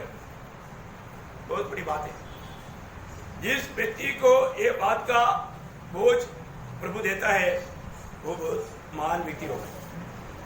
है ऐसे लोगों का प्रार्थना में बहुत बड़ा कार्य भी प्रभु करता है। प्रार्थना में थकना नहीं पियो। हमें एक बहुत बड़ा जरूरत समझ करके हम प्रार्थना करना चाहिए। आज कई लोग अपने लिए प्रार्थना करता है तो आंसू बहा कर प्रार्थना करता है, लेकिन दूसरों के लिए प्रार्थना करने के टाइम उनको आंसू नहीं आता। इसका मतलब क्या है? उसमें वो परमार्थता नहीं, क्या बोलता है? स्वार्थता है, वो परमार्थी नहीं है। अपने विषय आएगा तो वहां पर आंसू बहाता है, दूसरे के विषय आ गया तो वहां पर आंसू नहीं आता है। एक सच्चा प्रार्थना जीवन के लिए बहुत अनिवार्य है। हमारे प्रभु हमारे लिए क्या नहीं करेगा? प्रभु ने बहुत से दृष्टांत बताया। एक दृष्टांत वही लूका के 11 अध्याय में है, उसका 5 से 8 पढ़ना। लूका 11 अध्याय का 5 से 8। तब उसने उनसे कहा, तुम में से कौन है उसका एक मित्र हो और वह आधी रात को उसके पास जाकर उससे कहे, हे मित्र, मुझे 3 रोटियां दे, क्योंकि एक यात्री मित्र मेरे पास आया है और उसके आगे रखने के लिए मेरे पास कुछ नहीं है। देखो, यहाँ पर 3 लोगों का संबंध है। एक मित्र, दूसरा मित्र और आया हुआ बेस्ट मित्र है। अभी यहाँ पर एक निवेदन है आया हुआ व्यक्ति के लिए। अभी ये कई प्रकार का बहाना बोलता है। पहले वो बहाना क्या बोला? भीतर से उत्तर दे, मुझे दुख न दे, अब तो द्वार बंद है। अभी पहली बात, द्वार बंद है। मेरे बालक मेरे पास बिछोने पर है। देखा, बालक भी मेरे साथ सोया हुआ है, अभी मैं उठ करके नहीं दे सकता। देखा, एक ऐसा एक उपाय उन्होंने बोला, लेकिन ये व्यक्ति हो तुम इतना है छोटा भी मेरे लिए त्याग नहीं कर सकता बोल के गया नहीं गया। हाँ, आगे। मैं तुमसे कहता हूँ, यदि उसका मित्र होने पर भी उसे उठकर न दे, तो भी उसके लज्जा छोड़कर मांगने के कारण उसे जितनी आवश्यकता हो उतने उठकर देगा। देखा, मतलब वो लज्जा ना करते हुए मांगने के कारण, आप देखो प्रियो, है वो लज्जा ना होते हुए मांगने के कारण बोलते हैं उड़कर देगा। और आगे।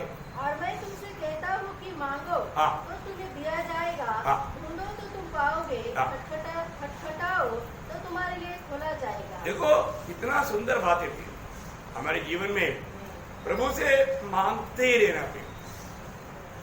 उन्होंने 3 मांग रहा था, अभी बोला जो कितना चाहिए ले जाओ। देखो, है उन्होंने मांगने में निराश नहीं हुआ। कई लोग प्रार्थना करते करते थक जाता। प्रियो, हमारे लिए प्रभु का आज्ञा है लगातार प्रार्थना करना। एक हमारे जीवन एकदम प्रार्थना में भरा होना चाहिए। पड़ोसियों 4:2 में और 1 थिस्सलुनीकियों 5 अध्याय का 17 वचन में हम देखा है, निरंतर प्रार्थना में लगे रहो। देखा, बोलेगा तो प्रार्थना में लगे रहना भी। आप ये वचन सुनने के टाइम पर भी प्रार्थना के साथ सुनना। इतना है, आंख बंद करके प्रार्थना भी नहीं कर। कई लोग क्या करता, वचन सुनने के टाइम पर, प्रभु के दास ने बोला है वचन सुनने के टाइम पर भी प्रार्थना करके सुनो। इसलिए क्या करता, वो लोग आंख बंद कर देता है। वो प्रार्थना कर रहा है क्या? वो तो सो रहा है। लेकिन पूछेगा तो क्या बोलेगा? प्रार्थना कर रहा। प्रार्थना करते करते प्रार्थना में अपने को बुलाया, प्रभु के दास को भी आ जाओ। इतना बड़ा गलत बात है। हमारे जीवन में कुछ भी है, बहाना बोलने में हम बहुत तेज है। अभी भी वो आधा में स्वभाव उसे छूटा नहीं, जल्दी वो स्वभाव आ जाता है। हमें ये बात को जानना प्रियो। प्रभु का वचन मतलब दूसरे लोगों की जरूरतों को प्रभु की उपस्थिति में लाने के लिए, प्रार्थना करने के लिए पवित्र लोग जिम्मेवार ठहराए हुए लोग हैं। आज कितने लोग दूसरे लोगों के प्रति प्रार्थना करता है मौज के साथ। एपफ्रादितुस के बारे में एक अच्छा गवाही पौलुस बोलता है, पड़ोसियों का पत्री, उसका 4 अध्याय 12-13 बजे। एपफ्रास जो तुम्हें से है हाँ। और मसीह यीशु का दास है, हाँ। तुम्हें नमस्कार कहता है हाँ। और सदा तुम्हारे लिए प्रार्थना में प्रयत्न करता है, सदा तुम्हारे लिए प्रार्थना में प्रयत्न करता है, ताकि तुम सिद्ध होकर पूर्ण विश्वास के साथ हाँ। परमेश्वर की इच्छा पर स्थिर रहो। देखा, तुम सिद्ध होकर के परमेश्वर की इच्छा में तुम स्थिर रह पाए, और मैं उसका गवाह हूँ। मैं उसका गवाह हूं। देखा, बहुत बड़ी बात है। आज मैं आपको बताऊं, हर एक पवित्र लोग एक दूसरे के प्रति बोझ के साथ प्रार्थना करना पड़ेगा, प्रार्थना करना है, निरंतर प्रार्थना में लड़ाई करना पड़ेगा, क्योंकि हम लोग बहुत आखिरी समय में है। एक अच्छा एपफ्रादितुस समान दूसरी लोगों की आत्मीय में कोई भी प्रकार का गिरावट ना आना चाहते हुए बड़ा बोझ के साथ मैं रोज हर एक पवित्र लोगों के लिए प्रेयर लिस्ट लेकर के बैठता हूँ, सबके लिए प्रार्थना करता हूँ। मेरा सबसे पहले मध्यस्थी प्रार्थना का विधि रहता है, वो कभी नहीं छोड़ता है। बहुत बड़ी बात है। इसका बहुत बड़ा एक इनाम स्वर्ग में मिलेगा है। एक सच्चा प्रार्थना जीवन में बहुत जरूरी बात है। अगर सवेरे उठता है तो सबसे पहले प्रभु ने हमें दिया हुआ सारे भाई बहनों के लिए प्रभु को धन्यवाद करके प्रार्थना करें, उनकी आत्मीय जीवन की उन्नति के लिए है। वो एक अच्छा गवाही के जीवन में जाकर प्रभु का महिमा कर पाए, उसके लिए प्रार्थना करना चाहिए। आपको मालूम है, कई बार हो सकता है आपका भी जीवन में, व्यक्तिगत जीवन में कोई ऐसा प्रतिकूल अवस्था में आपका दिल कमजोर हो सकता है, तुरंत क्या करना चाहिए? प्रार्थना करना है ना। 138 भजन संगीत का 3रा भजन में दावीद अपने अनुभव से एक गवाही देता है। 138 का 3, जिससे मैंने पुकारा हाँ। उसी तो तूने मेरी सुन ली और मुझे बल देकर यह बताया। हाँ, मेरी मतलब दिल की कच्चा होने के टाइम पर मैंने तुझको पुकारा, तूने मुझको बल दे करके मुझको संभाला। भैया, कोई भी अवस्था में न कोई भी व्यक्ति कभी कभी वो मानव थोड़ा कमजोर बन सकता है, वो ढीला हो सकता है। तुरंत हमें क्या करना? प्रार्थना करना। हर एक बातों में हमें एक प्रार्थना का एक स्टाइल, एक क्या बोलते हैं उसको, एक रीति, प्रार्थना के एक रीति ऐसा बनाना चाहिए। हर बात में कोई भी बात है, कोई भी कार्य करना है, उससे पहले थोड़ा प्रार्थना करें, प्रभु को पूछो, प्रभु की सहायता मांगो। मैं आपको बोलता हूँ, पवित्र आत्मा आपको बराबर अगुवाई करेगा। उसी अध्याय में आखिरी में उसके 8 वचन में शुरुआत में दावीद क्या बोलता? यहोवा मेरे लिए सब कुछ पूरा करेगा। देखा, यहोवा मेरे लिए सब कुछ पूरा करेगा। प्रियो, आज हमें मिला हुआ ये छोटा सा जीवन में हमें एक अच्छा प्रभु का जन बन करके कार्य करना। पिछले दिन में भी मैंने आपको बोला था, जब एक अच्छा योद्धा, प्रभु यीशु मसीह का एक अच्छा योद्धा बनकर जीना है ना। योद्धा का बात आपको मालूम है, एक योद्धा अभी भी हमारा और कोई बात का टेंशन नहीं लेता, अपने घर के बारे में टेंशन नहीं है, अपनी कल का बारे में टेंशन नहीं, किसी के बारे में टेंशन नहीं। उसको एक ही बात है, जो स्वामी मुझे दिया वो जिम्मेवारी को मैं पूरा अच्छी तरह निभाऊं। देखा है, वो एक अच्छा सिपाही। प्रियो, प्रभु ने मुझको और आपको प्रभु के एक अच्छा सिपाही की नाइंद एक अनोखा सेवा प्रभु ने हमें दिया है। वो सेवा मैं कैसे करता हूँ? मतलब वो 2 तिमोथी 2 अध्याय का 3 से पढ़ना थोड़ा। जब कोई योद्धा लड़ाई पर जाता है, तो इसलिए कि अपने भर्ती करने वालों को प्रसन्न करे, अपने आप को संसार के कामों में नहीं फंसाता। देखा, अपने आप को संसार की बातों में नहीं फंसाता। प्रियो, हमारे जीवन में आज मैं प्रभु में बुलाहट पाया हुआ मसीह के एक योद्धा है। मुझे ये काम को मुझे अच्छी तरह निभाना है। कई प्रकार का बात आएगा प्रियो, कई प्रकार का समस्या आएगा, कई प्रकार का परीक्षा आएगा ना। याकूब पहला अध्याय के 12 वचन, याकूब पहला अध्याय का मनुष्य जो परीक्षा में स्थिर रहता है, हाँ। क्योंकि वह खरा निकलकर जीवन का वह मुकुट पाएगा, हाँ। जिसकी प्रतिज्ञा प्रभु ने अपने प्रेम करने वालों से की। देखा, प्रभु को प्रेम करने वाला व्यक्ति कोई भी प्रतिकूल में, कोई भी परीक्षा में वो कभी भी हार नहीं मानेगा, वो प्रभु का महिमा करेगा। देखो कितना अच्छा बात है। देखो एक ही जिंदगी मैं आपको बताना चाहता हूँ। ये जिंदगी में प्रभु में आने के बाद हमको मिलने वाला टोटल टाइम अनंतता के सामने कुछ भी नहीं प्रियो। ये समय हमें क्या करना है? प्रकाश में वाक्य दूसरा अध्याय का 10 वचन, क्या अनोखा वचन है प्रियो।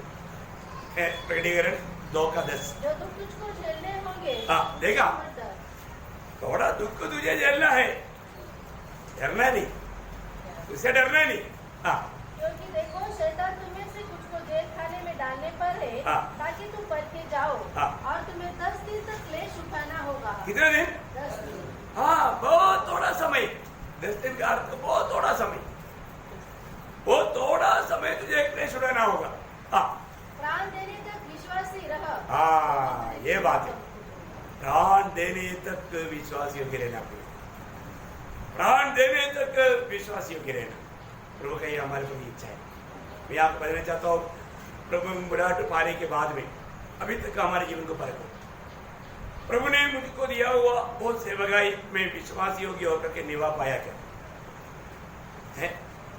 कई लोग अपनी विचारों में धोखा खाता है, चिंताओं में जाकर धोखा खाता है। एक बार प्रभु ने अपनी चेलों को भेजने के बाद में उनको आखिरी सेवकाई के आखिरी में प्रभु उनको पूछने वाला एक सवाल है ना। लूका का सुसमाचार उसका 22 अध्याय का 35 वचन, लूका 22 का 35। फिर उसने उनसे कहा, हाँ, जब मैंने तुम्हें बटुए हाँ, और झोली हाँ। और जूते बिना बिना भेजा था, तो क्या तुमको किसी वस्तु की घटी हुई थी? एक बड़ा सवाल है। घटी हुआ नहीं। नहीं। देखो इसका मतलब प्रभु ने हमें भेजता है तो प्रभु सारे बातों का प्रबंध भी करता है। प्रभु प्रबंध करता है, इसका मतलब हमारे जीवन में कोई कष्ट नहीं आएगा, प्रतिकूल नहीं आएगा, या कभी कभी हमको भूखा नहीं रहना पड़ेगा, ऐसे नहीं रहना पड़ेगा। लेकिन भूख के कारण आपको मरने नहीं देगा, मरने नहीं देगा। प्रभु प्रबंध करेगा भी। मैं आपको बोलता हूँ, मैंने इस बात को थोड़ा भी थका उठाता है ना, तुरंत प्रभु बेल देने का प्रबंध करके रखता है। मेरे जीवन में बहुत अनुभव पाया, हमारा प्रभु कितना अच्छा है, कितना अच्छा है। हम जब प्रभु का वक्ता होकर जब जाने का टाइम, मैं आपको बोलता हूँ क्या वो ऊंचा पदवी है। तो आप देखो, आप प्रधानमंत्री नरेंद्र मोदी से एक लेटर पा करके आप महाराष्ट्र का मुख्यमंत्री के पास वो पहुंचाने के लिए जाने के टाइम पर कोई भी आपको रुकाएगा तो भी आप बहुत घमंड से आगे जाएगा, क्योंकि तुमको ये जानना चाहिए मैं कौन हूं, मैं किसका मैसेंजर है। कोई रुकाएगा? नहीं रुकाएगा, नहीं रुकाएगा। रुकाएगा तो वो किसका निंदा है? प्रधानमंत्री का निंदा है। प्रधानमंत्री का निंदा एक स्टेट का मुख्यमंत्री या उनका कोई वक्ता करेगा? नहीं कर सकता। तो यो ऐसा है, जब मैं ये 2-3 वचन आपको पढ़ाऊंगा, आप थोड़ा उनको अच्छा समझना, क्योंकि प्रभु ने मुझको और आपको कितना आदर करता है। प्रभु हमारा निंदा लोग करेगा तो भी हमें कुछ फर्क नहीं पड़ता या फर्क नहीं पड़ना चाहिए, प्रभु उसका काम करेगा। बहुत बड़ी बात है। मैं इस बात का बहुत बड़ा अनुभव पाया है, बहुत है ना। लूका 10 अध्याय का 16 वचन, लूका 10 अध्याय का 16 वचन। वो प्रभु जो तुम्हारी सुनता है वो मेरी सुनता है। क्या बोलता? जो तुम्हारी सुनता है वो मेरी सुनता है। किसका सुनता? किसका सुनता? प्रभु का। हाँ, ये बात है, समझ में आया? जो तुम्हारा सुन रहा है वो किसका सुन रहा है? प्रभु को सुन रहा है। अभी भी इधर बैठने के लिए कितने लोगों ने समझे ये बात? अरे आपने इसमें लापरवाही किया तो आपने किसको तुच्छ किया? प्रभु का दास को तुच्छ नहीं किया, प्रभु को तुच्छ किया। देखा? आप सुनो प्रियो, प्रभु का संदेश, प्रभु का संदेश का मूल्य जानना प्रियो। प्रभु बोलता है जो तुमको सुनता है वो मुझको सुनता है। आप पढ़ना उसको वापस। जो तुम्हारी सुनता है वो मेरी सुनता है, हाँ। और जो तुझे तुच्छ जानता है हाँ। वो मुझे तुच्छ जानता है, हाँ। और जो मुझे तुच्छ जानता है हाँ। वो मेरे भेजने वाले को तुच्छ जानता है। वाह वाह वाह, समझ रहे हो? हमारा कार्य हेडक्वार्टर से है या स्वर्ग से है या पिता से है। आप देखो क्या गंभीर बात है। अभी एक वचन पढ़ना, मत्ती 10:40। मत्ती 10:40। जो तुम्हें ग्रहण करता है हाँ। वह मुझे ग्रहण करता है, हाँ। और जो मुझे ग्रहण करता है हाँ। वह मेरे भेजने वाले को ग्रहण करता है। देखा? ओ यो, अगर हमें कोई इनकारा तो दुखी मत बनना। हमको नहीं इनकार रहा है, प्रभु यीशु मसीह को इनकार रहा है, और यीशु मसीह को भी नहीं, पिता को इनकार रहा है। क्या हमें दिया हुआ पद भी आपको समझ में आया? स्वर्ग उसमें काम करेगा प्रियो, है? यूहन्ना 13:20। ओ प्रभु यीशु तेरी में मैं तुमसे सच कहता हूँ हाँ। कि जो मेरे भेजे हुए को ग्रहण करता है हाँ। वह मुझे ग्रहण करता है, हाँ। और जो मुझे ग्रहण करता है हाँ। वह मेरे भेजने वाले को ग्रहण करता है। आप बताओ, इन वचनों को पढ़ने के समय में आपको क्या लगता है? आपका पद भी कितना महत्वपूर्ण पद भी है, आप सोचिए प्रिय, हैं? इसका मतलब हमें प्रभु का बातों को बजाने में कितना उत्साह चाहिए, उत्साह चाहिए कि नहीं? आज एक सच्चा निर्णय ले लो, हैं? मैं प्रभु का भेजा हुआ है, प्रभु का भेजा हुआ मुझको अगर कोई इनकारेगा तो मुझको नहीं इनकारता, यीशु मसीह को इनकारता है, और वो यीशु मसीह को नहीं, पिता परमेश्वर को इनकारता है, क्योंकि वहां से वो सौत है।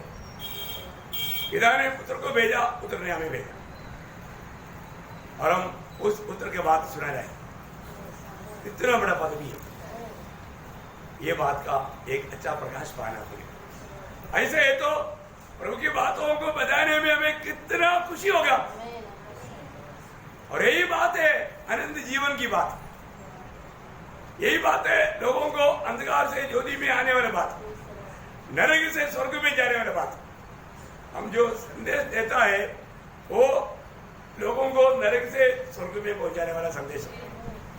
इसको कोई तुच्छ करता है तो वो अज्ञानता है। प्रियो, हमें कितना जिम्मेवारी के साथ ये काम को करना है। अभी हमें सोने का टाइम नहीं, अभी हमें बहुत जागृति के साथ प्रभु का काम करने का समय है। और हम अभी लापरवाही करेगा तो प्रियो हमारे लिए आनंद काल का बड़ा नुकसान हो जाएगा। इसलिए मैं आप सबको एक नम्र विनती करता हूँ, आज एक अच्छा निर्णय लो। प्रभु ने मुझको एक बड़ा धन दिया है, वो सुसमाचार है। ये सुसमाचार मैं सबको बताऊंगा, और वो एक आदर का काम जान कर करूंगा। इसको अनादर नहीं, आदर का काम जान कर करूंगा। है कितनी बड़ी बात है। इवन मुझे मसीह के लिए निंदा उड़ाना पड़े तो भी दुनिया में मिलने वाला मेरे लिए आनंददा का सबसे बड़ा तोहफा हम समझ कर करूंगा। क्या करेगा? तोहफा समझ कर, क्योंकि हुकूमत में इब्रानियों 11 अध्याय का 24-25 वचन में मूसा ने मसीह की निंदा को मिस्र की भंडार की धन से बड़ा समझा है। प्रेरितों 5 अध्याय का 41 वचन में मसीह के लिए निंदा सहना, उसके लिए हम नायक है, योग्य बना बोल करके चले लोगों को खुशी बनाया। प्रियो, प्रभु के लिए निंदा सहना पड़ता है तो, प्रभु के लिए कष्ट सहना पड़ता है तो, प्रभु के लिए बदनाम होना पड़ता है तो कभी भी दुखी और निराश नहीं होना, आनंदित और मगन होना पड़ेगा, क्योंकि स्वर्ग में हमारा बड़ा प्रतिफल है। मुझे मालूम में बहुत लोग अपनी किताब में कई कुछ बोल लेता है ना? कई लोगों को कई ऐसा उनके अंदर वो गलत भावना रहता है, इसलिए वो भावना के साथ दोष लगाने के लिए कुछ भी मालूम करते रहता है। दुख की बातें भी प्रभु के लोगों में हमेशा नेगेटिव चिंता बात नहीं आना चाहिए, पॉजिटिव विचार। मैं एक बात आपको बताऊं, अगर सबका दिल की बात जानने वाला कोई मिशन रहता, भाई आप किसी को भी शायद इसके अंदर आने नहीं देते। समझ में आया? इतना डेंजर बात है, बद का बात। परंतु हमारा सबका मन की विचार जानने वाला प्रभु हमारे बीच में, वो हमको सहायता है। प्रियो, एक बात जानना, हम प्रभु का दृष्टि में कोई भी बात नहीं छिपा सकता, उसके साथ हमारा व्यवहार है। इसलिए हमेशा स्वर्ग की बातों पर, अनंत जीवन की बातों पर, है ना, हमें अनंतता में सम्मान पाने वाली बातों पर मन लगा होगी, फालतू बातों पे नहीं। हमारा मूल्यवान समय उस नाशपान बातों की खिचड़ी के पीछे नष्ट ना करोगे। हम लोग बहुत भाग्यवान लोग, बहुत धन्य लोग। प्रभु ने हमें उसकी महिमा के लिए उसका अम्बासडर होकर के, स्वर्ग का अम्बासडर, कोई छोटा पद भी है क्या? परमेश्वर का याजक, परमेश्वर का वंशजता, कोई छोटा पद भी है क्या? नहीं, हम परमेश्वर का संतान कैसे होना चाहिए? कैसे होना चाहिए? अपने आप को परख, आज मैं कौन हूं? मेरा अवस्था पहले क्या था? जब शैतान का बेटा होकर के शैतान हमेशा हमें टॉर्चर करके, दुखी और निराश करके, हम अपनी जीवन से विहर करके कैसे जीवन में जाने वाला एक समय था। परंतु प्रभु का प्रेम हमको ढूंढ कर आया, हमको बचाया। आज प्रभु ने विश्वास योग्य जान करके हमारे पास एक सेवा सौंपा है, सुसमाचार का सौंपा। प्रियो, मैं आप बदलना चाहता हूँ, आपके आस पड़ोस में कोई एक व्यक्ति भी प्रभु का सुसमाचार आपके द्वारा नहीं सुना, या आपसे भेंट करने वाले एक व्यक्ति भी सुसमाचार में उनसे नहीं सुन पाया, ऐसा बोलने का मौका नहीं देना। सबको सुनो, सबको बताओ, उन्हें भी मसीह में जीतो। प्रभु के लिए प्रभु आप सबको सहायता करे। आए इन वचनों के द्वारा प्रभु का नाम को महिमा मिले। आमीन।